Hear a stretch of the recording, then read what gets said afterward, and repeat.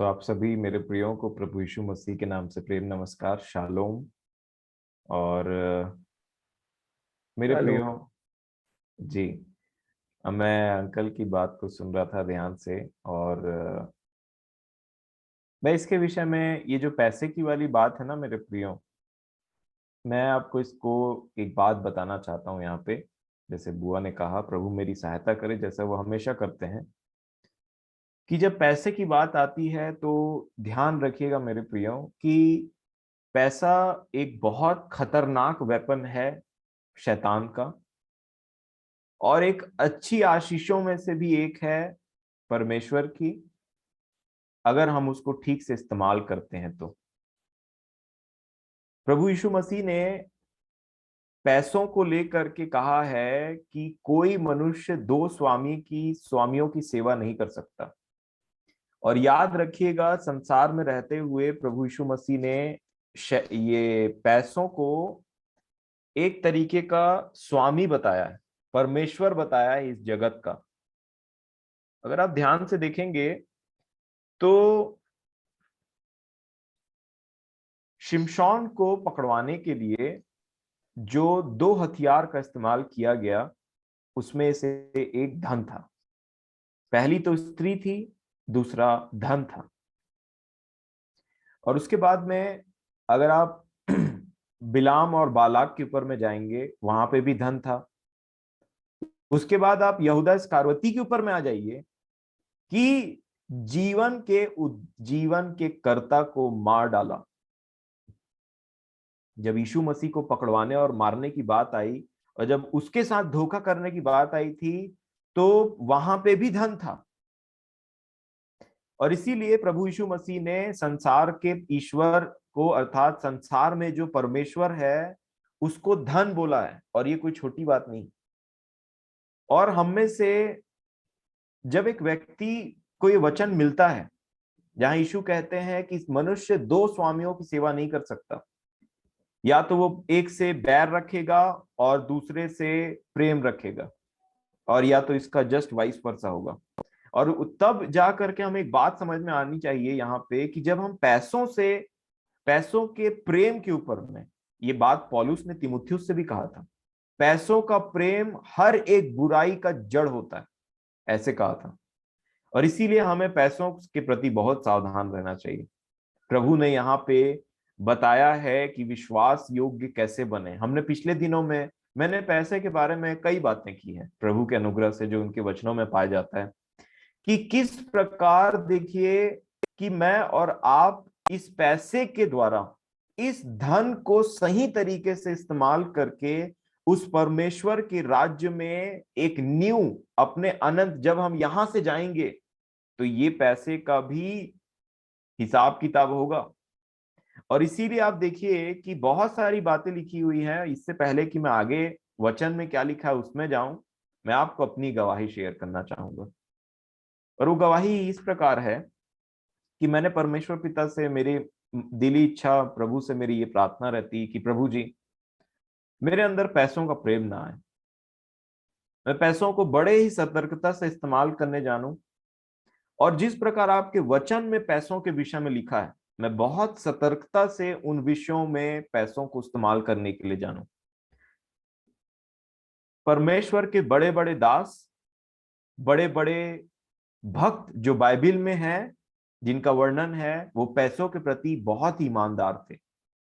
शैतान ने इवन जब प्रभु यीशु मसीह को पकड़वाने की बात आई तो उसने पैसे का इस्तेमाल किया, और एक व्यक्ति का, यहूदा इस्करियोती, जैसे मैंने बताया, पैसे का, यीशु के लिए पैसे का इस्तेमाल, पवित्र आत्मा के कार्य को खत्म करने के लिए या गड़बड़ी करने के लिए, उसमें बीच में बाधा लाने के लिए उसने फिर पैसे का इस्तेमाल किया। अगर आप प्रेरितों के काम में देखेंगे तो वहां पे एक दंपति थे, हस्बैंड एंड वाइफ, और उनके द्वारा शैतान ने उसी पैसों को लेकर के उनसे झूठ बोलवाया। लेकिन पतरस ने वहां पे पवित्र आत्मा में होकर के कहा कि तुमने पवित्र आत्मा से क्यों झूठ बोला, और वो वहीं मर गए। और इसको देख करके लोग बड़े चकित हो गए। तो देखिए, शैतान जो है परमेश्वर के कार्य को तोड़ने के लिए स्वर्ग के परमेश्वर के कार्य को तोड़ने के लिए इस पृथ्वी का परमेश्वर कैसे प्रयास करता है। और इसीलिए मैं आपको बताना चाहूंगा, ये पैसे के प्रति हमको अपना इनकार करने की जरूरत है, क्रूस उठाने की जरूरत है मेरे प्रियो। इतना आसान बात नहीं होता है कि आप किसी को पैसा दें और अमाउंट ज्यादा है तो फिर वो आपके दिमाग से यूं ही निकल जाए, भले आप कितने पैसे वाले रहें। एक बार पैसा मनुष्य दे देता है किसी को तो उसको लगता है कि मैं दिया दिया। इसीलिए प्रभु ने कहा कि जो तेरा दाहिना हाथ दे बाएं हाथ को पता नहीं चलना चाहिए, तुर ही नहीं बजवाना। कई लोग ज्यादा दे देते हैं, मन में उनको लगता है मैंने बहुत ज्यादा दिया है, तो उसके बाद में इधर उधर बताते फिरते हैं या फिर वो करते हैं। परंतु कई बार क्या होता है, बाइबल में भी लिखा है कि यीशु के बारे में कि वो किस प्रकार दीन और दरिद्रों की सहायता करते थे। बाइबल में भी लिखा है कि किस प्रकार पौलुस ने पैसों का इस्तेमाल किया, और किस प्रकार वचन हमको बोलता है पैसों के प्रति वफादार रहने के लिए। किस प्रकार वचन हमको बोलता है कि पैसा हमारे अनंत जीवन से कैसे कनेक्टेड है। मैंने कई बार ये बात को बताने का प्रयास किया और विश्वास करने वालों के लिए धन्यवाद करता हूं कि उन्होंने इन बातों को सीरियसली लिया, क्योंकि ये बातें वचन में लिखी हुई हैं और ये मेरी बात नहीं है।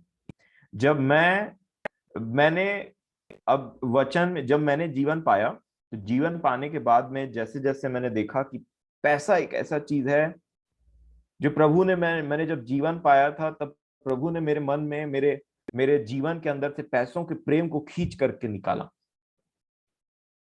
और जब मैं बैंगलोर में था तो ऐसा होता था कि पैसे कमाने का यहाँ बहुत द्वार है, और साफ सुथरे तरीके से भी और खराब तरीके से भी। बड़े बड़े सिटीज में आप जाएंगे तो पैसे कमाने का बहुत द्वार होता है।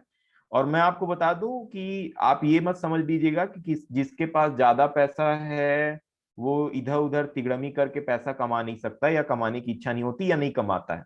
पैसे की भूख ऐसी है कि जो उससे सोचेगा कि अब इतना कर लूंगा उसके बाद रुक जाऊंगा, अब इतना कमा लूंगा उसके बाद रुक जाऊंगा, अब ऐसा कर लूंगा फिर उसके बाद रुक जाऊंगा, वो कभी नहीं रुकता। पैसे की भूख ये है कि जो उसके पीछे जाएगा उसको वो ले जाएगा, और उसकी जो प्रेम है, उसका जो प्रेम है पैसों के प्रति वो कभी खत्म नहीं होगा, और इंसान वैसी में अपना खुद खत्म हो जाता है। परंतु पैसों का प्रति प्रेम और लालच कभी खत्म नहीं होता। और इसलिए परमेश्वर की इच्छा हम सब के लिए है कि हम पैसों के प्रति भी अपना इनकार करें। और पैसों के प्रति इनकार करने का एक ये भी चीज होता है कि कई बार आपको पता रहता है कि आप एक जगह में ठगा रहे हैं, परंतु आप फिर भी जानबूझ करके ठगाते हैं, क्योंकि आप, फॉर एग्जाम्पल, मैं आपको ये बातें इसलिए बता रहा हूं ताकि आप एनकरेज हो सकें, जो मैंने अपने जीवन में वचन से सीखा है। इन बातों को मैं ऐसे कभी नहीं बोलता, लेकिन सिंस ये बात आई है पैसों के विषय में तो मैं आपको बता रहा हूं, पैसा ये बहुत इंपॉर्टेंट चीज है, जिसको हम कैसे यूज करते हैं वो डिपेंड करता है। पहली बात, जब मैंने नौकरी पाया और सैलरी बहुत बहुत कम नहीं बोलना चाहिए, बट बाकी जॉब्स के अनुसार और मेट्रो सिटी में काम करने के अनुसार में सैलरी कंपैरेटिवली कम थी, पर मेरे को कभी कम नहीं पड़ा। तो उतना टाइम ऐसे हुआ कि सैलरी कम थी, और कम सैलरी में मैंने डिसाइड किया कि जो मेरे पिताजी मुझे पैसा देते थे, या उनके दिए हुए पैसे जो अकाउंट में मेरे पास रखे हुए थे, उसको मैं एक अलग अकाउंट में रखूंगा, और जो मेरे को सैलरी मिलती है उसको मैं एक अलग अकाउंट में रखूंगा, क्योंकि सैलरी वाली अकाउंट हमारे लिए अलग बनवाई गई थी। तो जब मैंने सैलरी वाली अकाउंट अलग रखा, और मेरे जो पापा मेरे को पैसा भेजे थे या उनका पैसा जो मेरे पास में रखाया था, क्योंकि वो देते देते थे और मेरा इंटरेस्ट थोड़ा बाकी चीजों में ऐसा हो गया था कि मेरा पास वो पैसा जमा होते जाता था। तो मैंने सोच के रखा था अपने जीवन में कि मुझे जो मेरी सैलरी मिलती है मैं उससे ज्यादा पैसा खर्च नहीं करूंगा, वरन उसमें भी कुछ पैसा बचाऊंगा, ताकि वो मेरे काम आ सके, या जब भी जरूरत हो तो उसके अनुसार मेरा काम चल सके। और इसलिए यहाँ पे रहते हुए मैंने अब एक टारगेट बनाया था कि इतना पैसा है, इतना रेंट देना है, और बाकी इतना पैसा बचेगा, और वो पैसों को मैं अपने अपने पास जमा करूंगा। और वैसा ही मैंने रखा।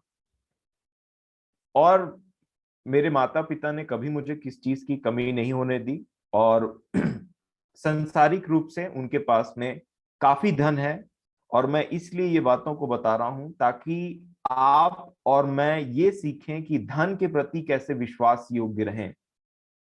क्योंकि ये वचन जो लिखा है कि जो थोड़े से थोड़े में सच्चा है वो बहुत में भी सच्चा है, और जो थोड़े से थोड़े में अधर्मी है वो बहुत में भी अधर्मी है। ये बात मैंने अपने जीवन में इस बात को सीखने का प्रयास किया प्रभु के अनुग्रह से। तो जो मेरे पास पैसे आते थे मैं उसको अलग रखता था, और जो मेरे पिताजी के थे उसको मैं अलग रखता था। और इसीलिए मैंने सीखा कि कितना मेरे पास है उसी में, और उसमें भी किसी को अगर जरूरत हो तो उसी से उसकी सहायता करूं, ताकि जब मुझे सहायता करने की बात आए तो ये ना हो कि जब सैलरी मिलती तो ये अकाउंट में जमा कर दिया, और किसी को देने की बात आ रही है या फिर कुछ उधारी देने की बात आ रही तो पिताजी के अकाउंट में झांक के देख रहे हैं। नहीं। और इसीलिए मैंने ये प्रयास को जारी रखा, और जब मैंने प्रभु से प्रार्थना किया कि प्रभु जो पैसे का प्रेम है ना, आपका वचन ऐसा करता है और ये बहुत ही भयावह बात है, और मैं किसी भी तरीके से पैसों के प्रति प्रेम या फिर वो मेरा स्वामी नहीं बनना चाहिए। परंतु मैं आपको सच बताता हूं मेरे प्रियो, ये लड़ाई इतना आसान नहीं है। और इसीलिए आप देखिए कि जितना ज्यादा हमारा पैसों के प्रति लगाव होता है वही वही बातें दिमाग में वही वही घूमते रहती हैं। और आज की डेट में भी सिर्फ अंकल ने ये बात कहा है करके उनके एनकरेजमेंट के लिए और बाकी बाकी लोगों के एनकरेजमेंट के लिए बात बोल रहा हूं, आज के डेट में भी मेरा, मैं आपको बताना चाहता हूं, मोर देन एग्जैक्टली मेरे को ऐसा याद नहीं है क्योंकि मैं उसको भूलने का मेरा पूरा प्रयास है। और मैं बोलना चाहता हूं 1,70,000 रुपए से ऊपर मेरा उधारी बकाया है लोगों के ऊपर में। और कुछ उसमें से दे रहे हैं, और कुछ तो मानो ऐसे भूल गए हैं और ऐसे करीबी थे और वो ऐसे भूल गए हैं कि मानो उन्होंने कभी पैसा लिया ही नहीं। इतने करीबी दोस्त रहे और उन्होंने रहने के टाइम में कुछ और ही रिलेशन था, और पैसे लेने के बाद आज भी इवन मेरे कॉलेजेस में भी, मेरे फ्रेंड सर्कल में भी, और मेरे दोस्तों में भी कई लोगों ने पैसा लेकर के रखा है। बट आज भी उनके पास में मैं जाता हूं ना, तो आपको पता है, मान लीजिए मैं और मेरा दोस्त खाना खा रहे हैं, और उसका वो मेरे को एटलीस्ट फॉर एग्जाम्पल 3-4 हजार रुपए उसको देना बाकी है मेरे को। तो आपको पता है जब बिल आता है ना, तो लड़ाई चलती है दिमाग में, पैसों के हर चीज के प्रति लड़ाई चलती है। मैं आपको बताना चाहता हूं, अगर प्रभु का आत्मा हमारे अंदर में वास करता है, उसके वचन हमारे हृदय के अंदर में गड़े रहते हैं, तो एक होता है जो हमारा शारीरिक बुद्धि हमको बोलने की कोशिश करता है ऐसा कर, परंतु एक होता है परमेश्वर का वचन बोलता है नहीं, ऐसा कर। ये डिपेंड करता है कि हम ज्योति की बात सुनते हैं कि अंधकार की बात सुनते हैं। इसको भी एक तरीके का आज्ञाकारिता हम समझते हैं। और हुआ ऐसे कि हम मान लीजिए खाना खाते हैं एक आध जगह में, तो खाना खाने के बाद में ऐसा होता है कि बिल डिवाइड कर लिया जाए। और ऐसा होता है कि बिल डिवाइड करने के बाद में अगला बोलता है कि तुम पैसा दे दो मैं बाद में दे दूंगा, और वो बात कभी नहीं आता है। और फिर आप खाना खाते हो, फिर अगला बोलता है पैसा दे दो मैं बाद में दे दूंगा, फिर वो बात कभी नहीं आता। ऐसा होने के बाद फिर हम खाना खाते हैं, और फिर अगला बोलता है कि दे दो बाद में दे दूंगा। और फिर भी पुराना उधारी बकाया रहने के बावजूद भी पैसा दिया जाता है, या फिर बिल स्प्लिट किया जाता है, या फिर अपना पैसा जहां मेरा खर्च हुआ उसको बड़ी ईमानदारी से प्रभु मुझे दिखाते हैं कि ये चीज तुमको देना है, यहाँ पे इतना तुम्हारा हिस्सा था तो तुमको देना है। और हम वहां पे अपना विवेक क्लियर कर लेते हैं, क्योंकि बाकी वचन को जानते हैं नहीं जानते हैं, वो कैसा करते हैं अपने जीवन में उससे हमको मतलब नहीं मेरे प्रियो। परंतु अगर पैसे का प्रेम छुड़वाना है प्रभु को, तो मेरे और आपकी हानि होती। आज भी मैं रेगुलरली कुछ व्यक्तियों से मिलता हूं जो डेली मुझसे मिलते हैं, और उन्होंने पैसा लेकर के रखा है, और वो बोलते हैं अगले महीना। फिर वो बोलते हैं इतना थोड़ा और दीजिए, अगले महीने सैलरी आएगा तो मैं दूंगा। और मैं कंटिन्यूअसली उन चीजों को देखते रहता हूँ, कभी इतना तो कभी उतना। परंतु सैलरी आती है, उसके बाद नेक्स्ट महीना आ जाता है, फिर सैलरी आती है, फिर नेक्स्ट महीना, बीतते जाता है। और इन सब बातों में इच्छा, कोशिश ऐसा होता है कि सैलरी नहीं आया क्या अभी तक। वो व्यक्ति सामने दिखते टाइम में फिर पुराना उधारी रहता है, तो फिर वो याद आने की कोशिश करता है। इसी बात से लड़ाई करना है, इसी बात में प्रभु यीशु मसीह के समान बनना है, अपनी हानि को उठाना है पैसों के मामले में भी। ये बातें संसार के लिए मूर्खता की बात होंगी, लेकिन जो वचन को बहुत अपने हृदय में रखते हैं और सोचते हैं, उनका पूरा प्रयास यही रहता है कि प्रभु चाहे कुछ हो जाए, मैं आपके समान बनूंगा या बनूंगी। उन्होंने अपने मन में अगर ठान लिया है, तो प्रभु उनको ऐसे एक्सपीरियंस से लेकर के जाता है जहां उनकी हानि उनके आंख के सामने होती है, और अगला भी बड़ा हिम्मत करके पैसा मांग लेता है पुराना उधारी चुकाए बिना। मेरे प्रियो, ऐसे बहुत सारे वचन हैं जो अगर आप ध्यान से पढ़ेंगे, और अगर आप सचमुच पैसों के प्रेम से बचना चाहते हैं, छूटना चाहते हैं या अलग होना चाहते हैं, तो आपके लिए ये खजाना है, ये पवित्र शास्त्र आपके लिए प्रभु यीशु मसीह का जीवन खजाना है, आपके लिए उनके प्रेरितों का जीवन खजाना है। और अगर वर्ल्डली इंटरेस्ट आ गया और आप सोचने लगे ये सब बात मूर्खता है, मेरे को लोग ठगते रहते हैं, मेरा इतना पैसा ले लिया उसने, उसने नहीं दिया, अब से मैं दूसरी बार नहीं दूंगा। मैं आपको बताना चाहता हूं मेरे प्रियो, ये टेस्टिंग होती है, और पैसे को आपको अपने पैर के नीचे रखना पड़ेगा, चाहे कितनों भी हानि हो जाए। मैं आपको बताना चाहता हूं, जब हम मसीहियों के लिए, जब हम जो वचन को फॉलो करते हैं और कोशिश करते हैं, प्रयास करते हैं, दुख उठाते हैं, क्रूस उठाते हैं, अपने आप को इनकार करते हैं, तब जाकर के हमारे लिए पैसे को इनकार करना इतना मुश्किल होता है। और उसके बाद में प्रभु हमें सामर्थ्य देते हैं कि हम उन बातों को ना बोलते हैं। और जब कभी वो दूसरा व्यक्ति हमसे मिलता है ना, तो प्रभु बोलते हैं अच्छे से बात करना, तुम्हारे शब्द में, तुम्हारे बातचीत में उस पुराने जो उधारी दिए हुए शब्द का, उस पुराने उधारी दिए हुए, बोलना चाहिए बात का, इमोशन में भी जिक्र ना आए। इमोशन, मैं बात तो दूर की बात बोल रहा हूं कि बोल दिए, पैसा हो गया क्या पिछली बार का। इमोशन में भी जिक्र ना आए कि मुंह बना के बोल रहे हैं, ताकि अगले को थोड़ा समझ में आए, तुम्हारा मेरा सड़ा मुंह देख के तुमको समझ में आ रहा है कि तुमने उधारी लिया था और उसको दिए नहीं हो, इसीलिए ऐसा मुंह बना रहे। थोड़ा सोचो, मैं तुमसे ठीक से बात क्यों नहीं कर रहा हूं। व्यवहार से प्रकट करना नहीं मेरे प्रियो,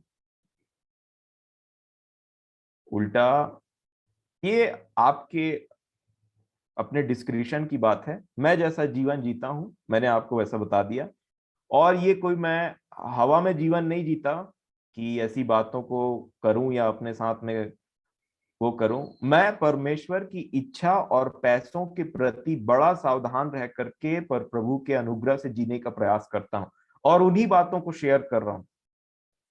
अगर आपने किसी को पैसा दिया है और आप खुद जरूरत में हैं, तो जरूरत में उस पैसे को अगर आप किसी से मांग रहे हैं, या फिर जो, देखिए कभी भी दें, किसी की मदद करें, तो आप अपनी जो भी आपकी इच्छा है, चाहे वो 1 रुपए हो चाहे 1 लाख रुपए हो, आप बड़ी बुद्धिमानी से किसी की सहायता करें, और जितना आपसे बनता है उतना दीजिए। क्योंकि लिखा है हर्ष से देने वाले से परमेश्वर प्रसन्न रहता है। और इसीलिए आप प्रभु से पूछिए कि प्रभु कितना। कई बार हम सोचते हैं कि शायद हम इतना पैसा देंगे तो ये ज्यादा होगा। मैं आपको बताना चाहता हूं, ये कैलकुलेशन भी प्रभु ने रॉन्ग कर दिया जब उसने 2 दमड़ी को सबसे ज्यादा बता दिया। और इसीलिए अगर आप किसी की मदद करना चाहते हैं पूरे डिस्क्रिप्शन के साथ में, जैसे अंकल ने कहा, उन्होंने 10 मांगा, मैंने 5 दिया, क्योंकि उनको खुशी से 5 देना ठीक लगा, तो उन्होंने 5 दिया। उसी प्रकार आप अपने अंदर में, लिखा है हर कोई अपने मन में तय कर ले कि कितना देगा, और उसके हिसाब से दे, दबाव से ना दे। और इसीलिए जब आप एक बार दे देते हैं, और कई बार हमको धोखा का सामना करना पड़ता है, क्यों? क्योंकि जब हम इतना प्रयास कर रहे हैं पैसों के फाइट, पैसों से लड़ने के लिए, पैसों के प्रेम से लड़ने के लिए, तो अगला तो वचन को जानता तक नहीं है। मैंने अच्छे अच्छे पैसे वालों को देखा है जो पैसा लेते हैं और वापस नहीं करते। क्यों? क्योंकि या तो कोई उनकी कोई मजबूरी रहती है, और दूसरा पैसों के प्रति वो ईमानदार नहीं रहते। उनको लगता है हमने ले लिया, परंतु जब रिटर्न करने की बात आती है ना, तो ऐसे लगता है कि ये कोई हृदय का टुकड़ा निकाल करके देने वाली बात है कि कैसे दें, ले तो लिए इतना सारा, परंतु वापस कैसे करें। परंतु जब मैं और आप पर प्रभु यीशु मसीह के पीछे चलते हैं मेरे प्रियो, तो मैं आपको बताना चाहता हूं कि पैसों के प्रेम को खत्म करने के लिए प्रभु ऐसे एग्जाम्पल्स का इस्तेमाल करते हैं हमारे जीवन में, ताकि ये टेस्टिंग को हम पास करने पाए, वापस वही वही टेस्ट में फेल ना हो। मुझे जब भी ये बातें याद आती है कि किसी ने मुझसे इतना पैसा लिया या उतना, क्योंकि अमाउंट बड़े रहते हैं, मैंने आपको बताया, और जब जस्ट आपके एनकरेजमेंट के लिए बताया। हो सकता है आप में से कई लोगों ऐसे होंगे जिनका और भी किसी लोगों ने बहुत सारा पैसा लिया हो और वो रिटर्न नहीं कर रहे हो। जब वो लोग रिटर्न नहीं करते हैं और आप सक्षम हैं अपने जीवन में, मैं आपको बताना चाहता हूं उस बात के लिए लड़ना पड़ेगा, और उस बात को अपने जीवन से खत्म करिए कि प्रभु जी मुझे आप बल दीजिए कि वो जो उधारी मैंने दिया है ना, मुझे बल दीजिए कि मैं उन बातों को याद न करने पाऊं, और जब कभी भी वो व्यक्ति मिले तो मैं रेडी रहूं कि कैसे उसको अपना आपका नेचर दिखाऊं। लिखा है परमेश्वर आभार ना मानने वालों पर भी कृपालु है। इतना देता है परमेश्वर इस पृथ्वी के लोगों को जो उसके नाम को जानते तक नहीं है, जो उसके नाम को सराहते तक नहीं, धन्यवाद तक नहीं बोलते पलट करके, उनको उनके बाप दादाओं को लेकर के उनके बच्चों को, सब लोगों को सब चीज प्रोवाइड करता है, सब लोगों को धूप देता है, सब लोगों को पानी देता है, सब लोगों को खाना खिलाता है।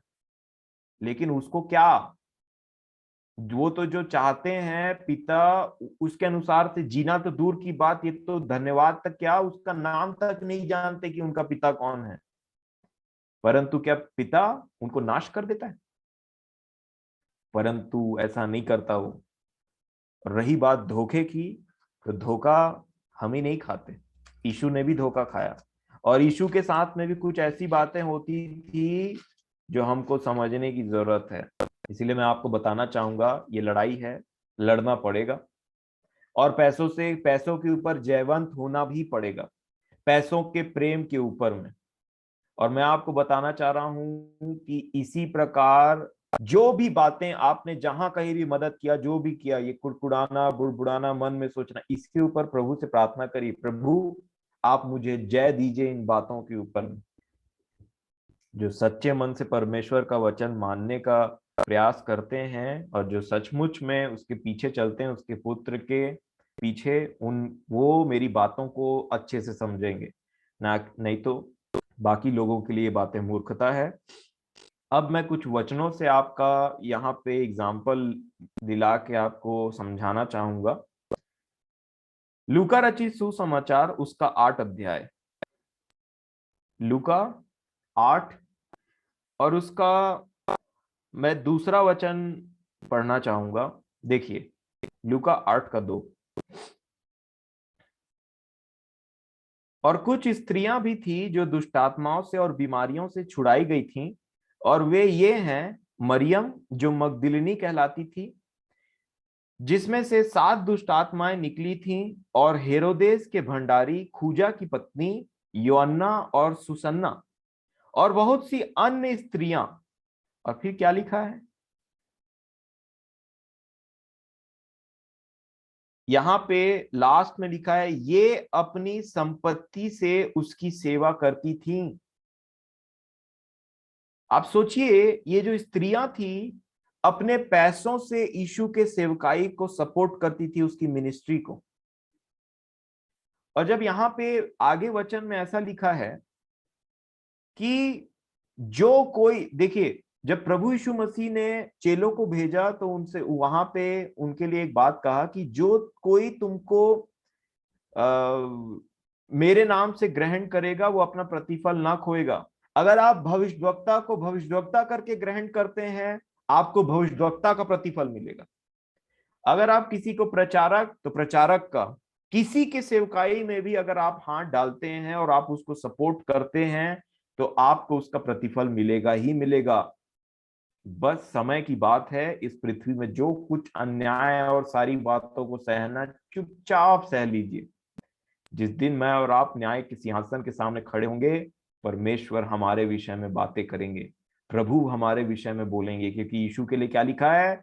वो गाली सुन करके गाली नहीं देता था और अन्याय सह करके दुख उठाता था और अपने आप को सच्चे न्याय के हाथ में सौंपता था। और जिस दिन न्याय होगा, आप सोच लीजिए मेरे प्रियो, परमेश्वर बात करेगा यीशु मसीह के बदले। उसी प्रकार हम अगर अन्याय सह रहे हैं, हम यहाँ पे उन बातों को देख रहे हैं जो एक्चुअल में हमारे साथ होनी नहीं चाहिए, चुपचाप से यहाँ संसार से निकल जाइए बस, पहुंच जाइए प्रभु के सामने में। और उसी जजमेंट को, उसी न्याय को स्मरण करते हुए, प्रभु आप सब देख रहे हैं, परंतु मैं क्रूस उठा करके आपके पीछे चलूंगा, मैं अपना इनकार करूंगा, आप मुझे सिखाएंगे। और ये प्रैक्टिकल फिर वो प्रभु आपको लेकर के चलेंगे। और ये सब टेस्टिंग होती। यहां लिखा है 8:3 को, 8:2 और 3 को पढ़िए तो कोई।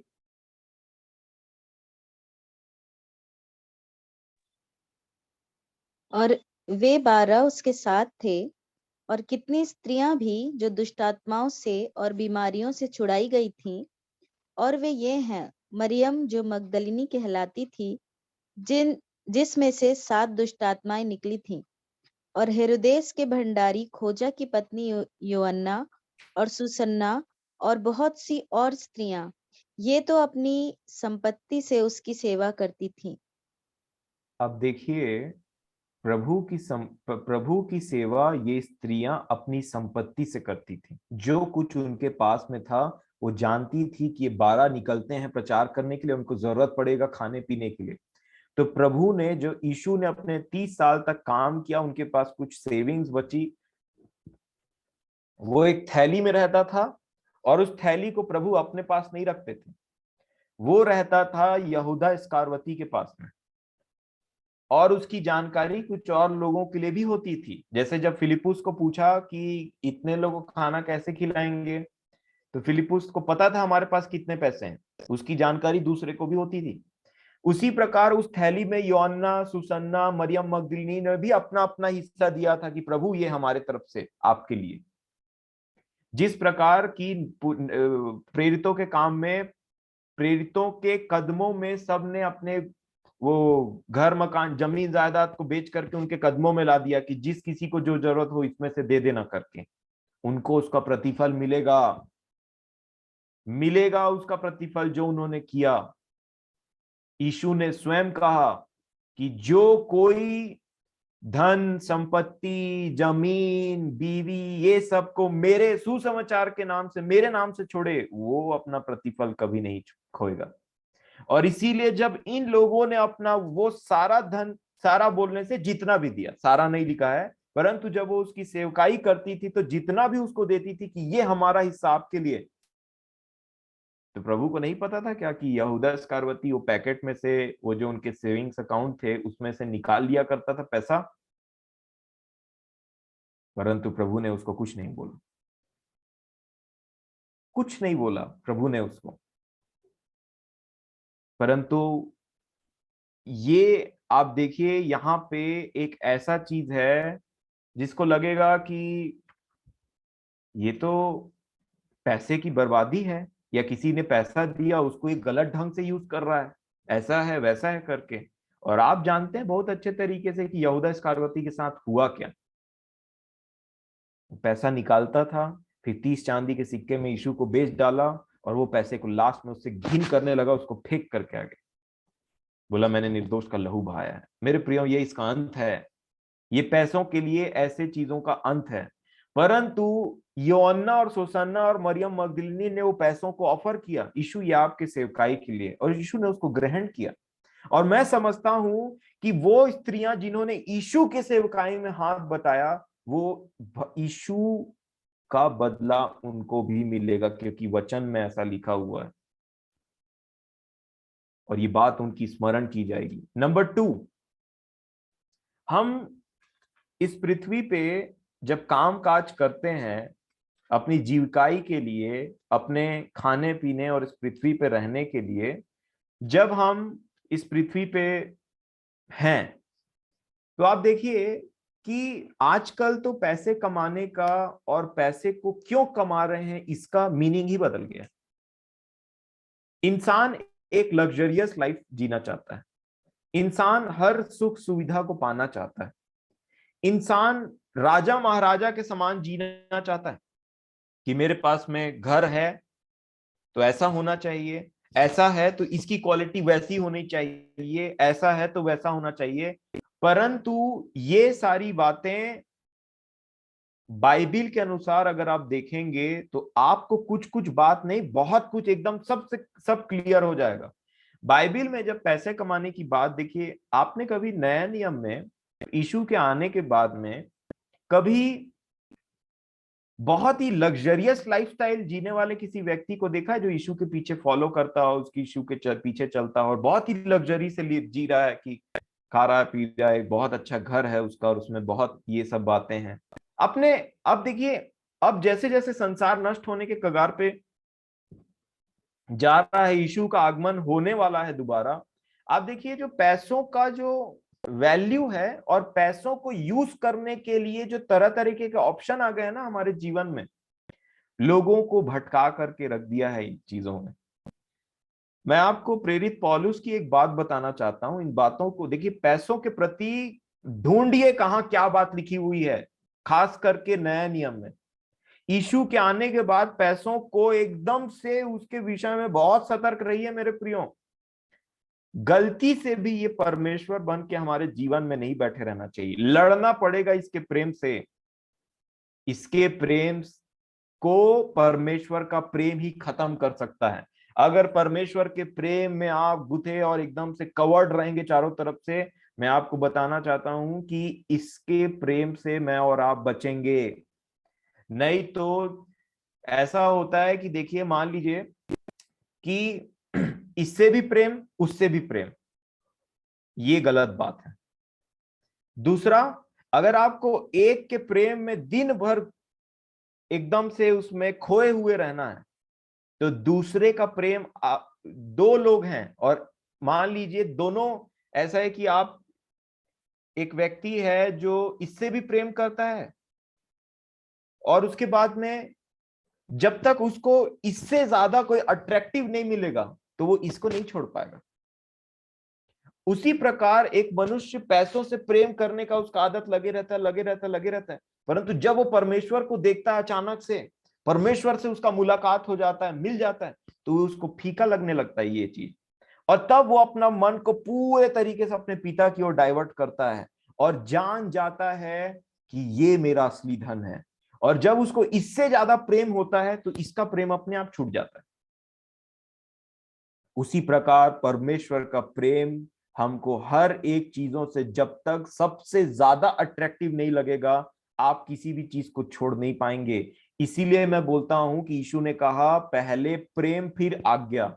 यदि तुम मुझसे प्रेम करते हो तो मेरी आज्ञाओं को मानोगे। इससे पहले हम आज्ञाओं की तरफ नजर भी उठाएं या ध्यान भी लगाएं, सारी आज्ञाओं को मानने का सार यही है कि मुझे और आपको अपने यीशु से, अपने आप से भी ज्यादा प्रेम करना पड़ेगा, अपने आप का इनकार करना पड़ेगा, तब उसकी कही हुई बातों को मैं और आप मान पाएंगे। और इसीलिए मरने की जरूरत है, क्रूस उठाने की जरूरत है, नम्र और दीन बनने की जरूरत है।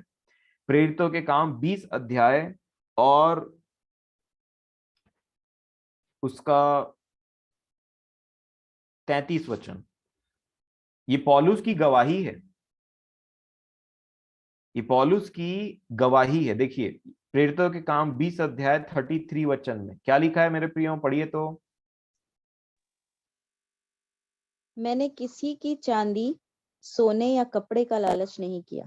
जी 34। तुम आप ही जानते हो कि इन्हीं हाथों ने मेरी और मेरे साथियों की आवश्यकताएं पूरी की। 35।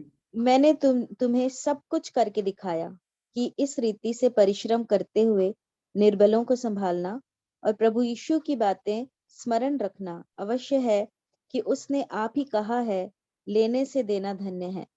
जी धन्यवाद। ये पौलुस की जीवन की गवाही है। उन्होंने कहा, न मैंने किसी के सोने का, न मैंने किसी के चांदी का, और न ही मैंने किसी के कपड़े का लोभ किया, लालच किया। तो क्या किया उन्होंने? खुद से कमाया। क्यों कमाया? यहाँ 34 वचन को देखिए क्या लिखा है। तुम आप ही जानते हो कि इन्हीं हाथों ने, ये हाथ जो दिए परमेश्वर ने, उसको सामर्थ भी दिया काम करने का। लिखा, इन्हीं हाथों ने मेरी और मेरे साथियों की आवश्यकताएं पूरी की। मेरी ही नहीं, मेरे साथियों की भी। किसने? इस व्यक्ति ने खुद काम किया और अपने साथियों को भी संभाला। ये परमेश्वर का जन है। हालांकि पौलुस शादीशुदा व्यक्ति नहीं थे, उनका कोई परिवार नहीं था, परंतु उन्होंने बाकी जिनसे प्रभु ने उनको मिलवाया, जो कलीसिया बनवाई गई थी, जो लोग मिलाए गए, उनसे वो परिवार से कम व्यवहार नहीं करते थे। किसी को बच्चा बना के रखे थे, तो किसी को बोलते थे मेरे हृदय में समाये हो तुम्हारी बात, तुम सब, और उनके लिए परिश्रम करते थे। तो ये व्यक्ति क्या, क्यों परिश्रम कर रहा है? क्यों चाहिए पैसा? तुम आप ही जानते हो कि इन्हीं हाथों ने मेरी और मेरी साथियों की आवश्यकताएं पूरी की। ये गवाही दे रहे हो। और क्या किया? मैंने तुम्हें सब कुछ करके दिखाया कि किस रीति से परिश्रम करते हुए निर्बलों को संभालना। क्या ये हमारे, जब हमको हमारे जीवन में जो नाना प्रकार की प्लानिंग रहती, ये कर लेंगे, वो कर लेंगे, वहां चल देंगे, ऐसा कर लेंगे, ये खा लेंगे, वहां घूम लेंगे, इन सब के बीच में क्या हमारे जीवन में उस पैसे को जो प्रभु हमको देते हैं, क्या इसमें इस बात की प्लानिंग भी शामिल है कि लेने से देना धन्य है?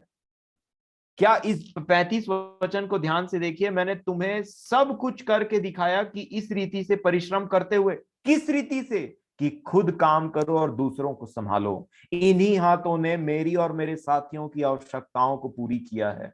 ये व्यक्ति चर्च को जिसको बनाया यहां, और उसको खड़े होकर के इन्होंने पूरा गवाही दिया और बताया, जी के दिखा ऐसा जीना। इसीलिए ये सिर्फ मुंह से बोलने वाला प्रचारक नहीं, परंतु जी के दिखाने वाला प्रचारक थे।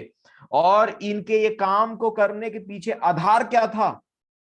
क्यों इन्होंने ऐसा किया? और क्यों ये दूसरों को भी ये बात को सिखा रहे हैं? क्योंकि इनके इस कार्य के पीछे, इस मनसा के पीछे प्रभु यीशु मसीह का वचन छुपा था। 35 वचन में लिखा है, मैंने तुम्हें सब कुछ करके दिखाया कि इस रीति से परिश्रम करते हुए निर्बलों को संभालना। जो अपनी सहायता नहीं कर सकते, वो निर्बल है। निर्बलों को संभालना और प्रभु यीशु के वचन को स्मरण रखना अवश्य है, बोला। It is mandatory, necessary. और फिर कहा, जो उसने आप ही कहा है। तो पौलुस के जीवन का आधार क्या था पैसे को लेकर के? लेने से देना धन्य है।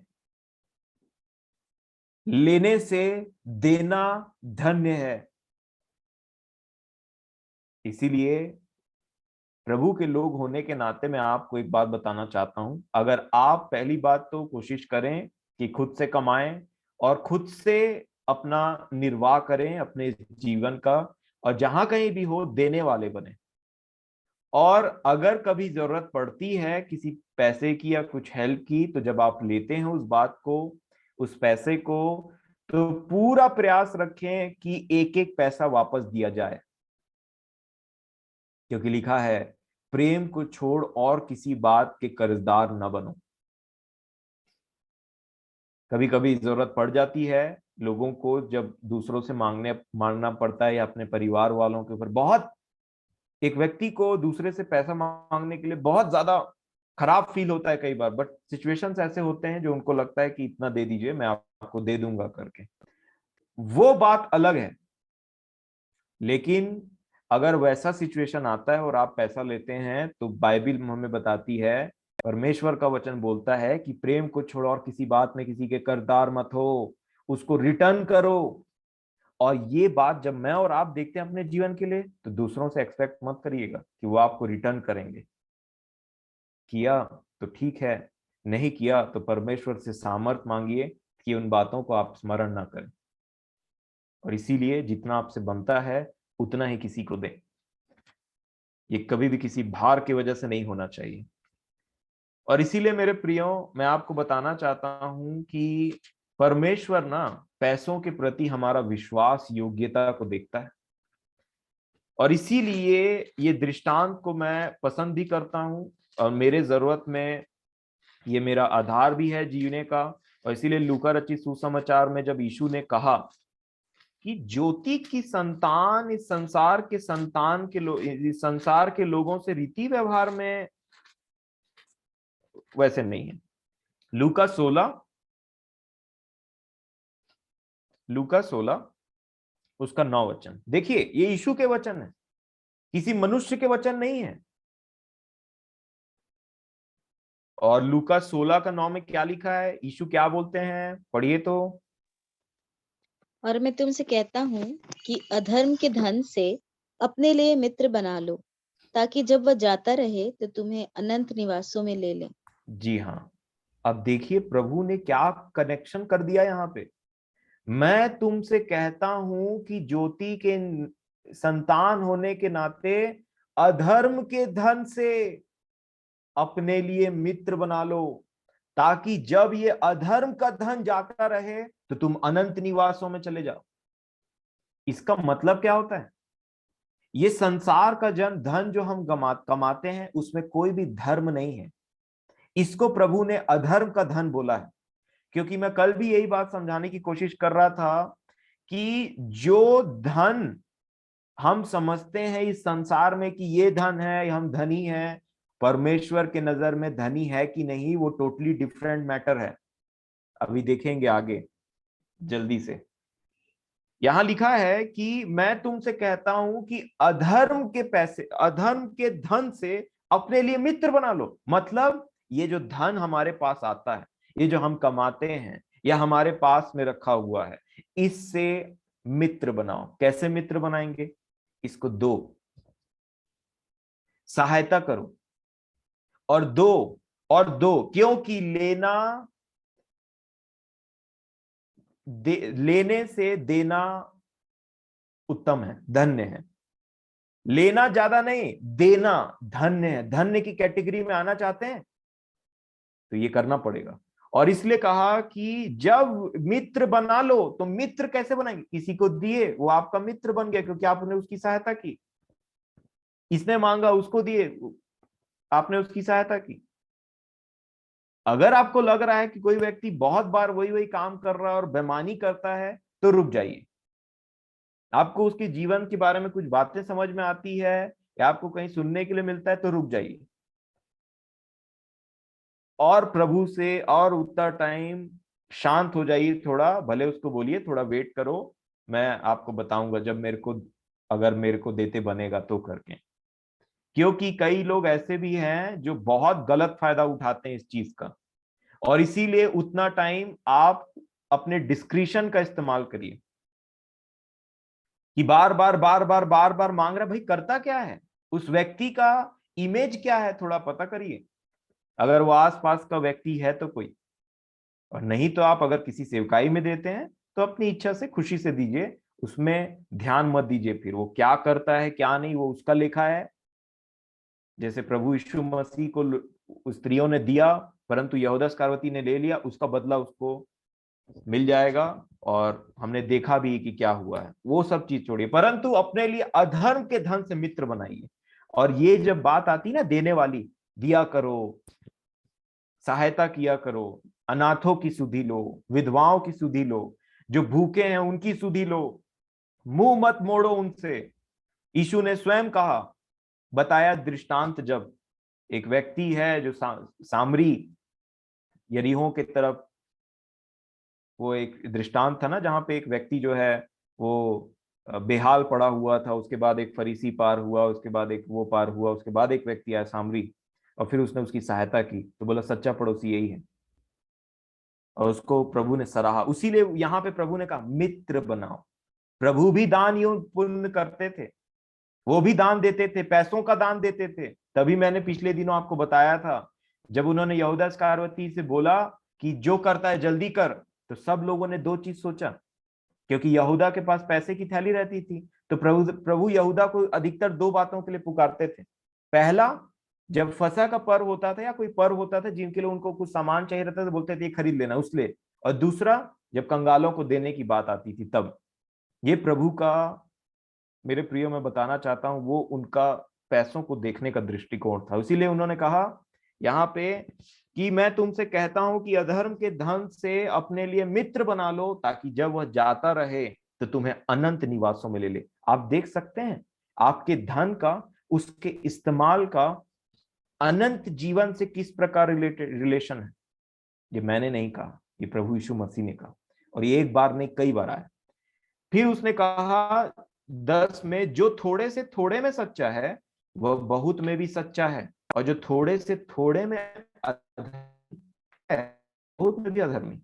इसलिए जब तुम अधर्म के धन में सच्चे न ठहरे तो सच्चा धन तुम्हें कौन सौंपेगा।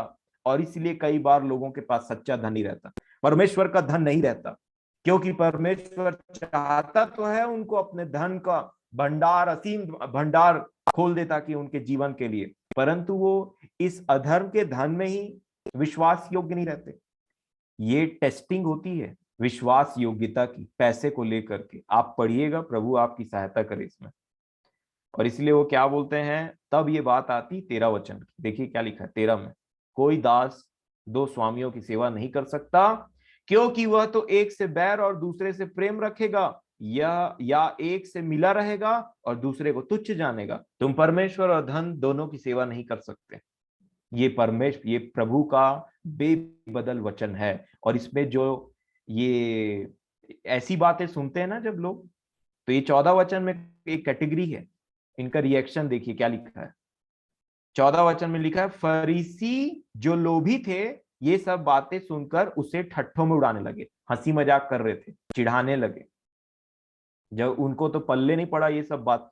तो जो लिखा है लोभी थे, जिनके अंदर लोभ है, प्रेम है पैसों का, वो यीशु को ठट्ठों में उड़ा रहे हैं। चुनाव हमारा है। और इसीलिए 15 वचन में क्या लिखा है, उसने उनसे कहा, तुम तो मनुष्यों के समान अपने आप को धर्मी, तुम तो मनुष्यों के सामने अपने आप को धर्मी ठहराते हो, परंतु परमेश्वर तुम्हारे मन को जानता है, क्योंकि जो वस्तु मनुष्यों की दृष्टि में महान है वो परमेश्वर के निमित्त निकट घृणित है। घृणा करता है परमेश्वर जो मनुष्य जिसको ऊंचा उठा करके रखते हैं। और मनुष्यों में एक ऐसी घृणित चीज है जिसको मनुष्यों ने परमेश्वर का दर्जा देकर के रखा है, और वो है पैसा। और इसीलिए याकूब ने भी कहा अपनी पत्री में कि संसार से प्रेम करना परमेश्वर से बैर करना। मेरे प्रियो, इसीलिए मैं, देखिए इसमें ना लाइन से अगर मैं इसमें बात करूं तो मैं समझता हूं कि बहुत समय हो जाए। एक ऐसा व्यक्ति भी था जिसको धनवान कहा जाता था, बैंजनी कलर के वस्त्र पहनता था, प्रतिदिन खाता पीता अच्छे से रहता। लाजर को ला दिया जाता उसके सामने में, लाजर पड़ा है, घाव है उसके शरीर में, उसको तकलीफ है, उसके चूर चार को खा रहा और प्रतिदिन अपना अच्छे से खा रहा, एकदम राजा महाराजा के समान में। यीशु ने उसका एग्जाम्पल लिया। और अब्राहम ने क्या बोला पता है, बेटा उस धनवान व्यक्ति को, तूने अच्छे दिन देख लिए, तूने सुख भोग लिया इस पृथ्वी पे, परंतु लाजर की बारी है अब सुख भोगने की। क्यों ऐसा हुआ धनवान के साथ? क्योंकि उसने देखा लाजर इस दशा में है, परंतु उसका इलाज करवाना, उसके लिए कुछ करना, उसको खाना खिलाना, उसको वस्त्र पहनाना उसने जरूरी नहीं समझा, देखते हुए, पैसा होते हुए भी। और इसीलिए मैं परमेश्वर का धन्यवाद देता हूं कि आज मैं एक वचन पढ़ रहा था, आपको इससे सहायता मिलेगी। यहेजकेल नबी की पुस्तक निकालिए और यहाँ पे सदोम का अपराध बताया गया। यहेजकेल 16 और उसका 49 बस जल्दी खत्म करेंगे, पढ़ दीजिए तो भाई क्या लिखा है। यहेजकेल 16 और 49। इस रीति मैं तुझे उनके वश में कर दूंगा और वे तेरे गुम्मटों को ये ढा बु, देंगे। बुआ यहेजकेल 16 का 49। अच्छा 49 में 39 पढ़ रही, सॉरी। अच्छा अच्छा जी। देख, तेरी बहन सदोम का अधर्म यह था कि वह अपनी पुत्रियों सहित घमंड करती, पेट भर भर के खाती और सुख चैन से रहती थी और दिन दरिद्र को ना संभालती थी। ये धर्म है, अधर्म था सदोम का। घमंड करती थी, पेट भर भर के खाती थी, सुख चैन से रहती थी और दीन दरिद्र को न संभालती थी। ये अधर्म था। और यही अधर्म आप वहां देखेंगे उस व्यक्ति का जो खूब चैन सुख से रहता है, परंतु लाजर की मदद करना जरूरी नहीं समझा और इसीलिए पहुंच गया अधोलोक में। अधोलोक, पैसे का इस्तेमाल आपको अधोलोक पहुंचा सकता है, गलत इस्तेमाल। और इसीलिए वो व्यक्ति के बारे में क्या लिखा है, जो पैसा बढ़ गया, उसको बोला बड़ा बारी बनाऊंगा और उसको खत्ते बड़े कर लूंगा, ऐसा कर लूंगा, वैसे कर लूंगा। बोलूंगा ए प्राण, सुख चैन से रह, बहुत दिन तक बहुत है, खा पी मगन रहे। परमेश्वर ने कहा मूर्ख, हे मूर्ख, आज ही तेरा प्राण तुझसे ले लिया जाएगा। तब जो तू ये बटोर रहा है, ये किसका होगा? फूल बोला, मूर्ख बोला। परंतु अगर आप संसारिक रीति से उसको पढ़ेंगे तो उसमें कोई मूर्खता नहीं पाएंगे, जो परमेश्वर ने मूर्ख बोला जिसको, क्योंकि संसार के लिए मूर्खता है ही नहीं। पढ़ लीजिएगा आप, मेरा निवेदन है आपसे, क्योंकि एक बहुत अच्छा विषय अंकल ने बोला यहाँ पे। लूका रचित सुसमाचार 12 अध्याय उसका 13 वचन से आराम से पढ़ लीजिएगा मेरे प्रिय। मैं आपको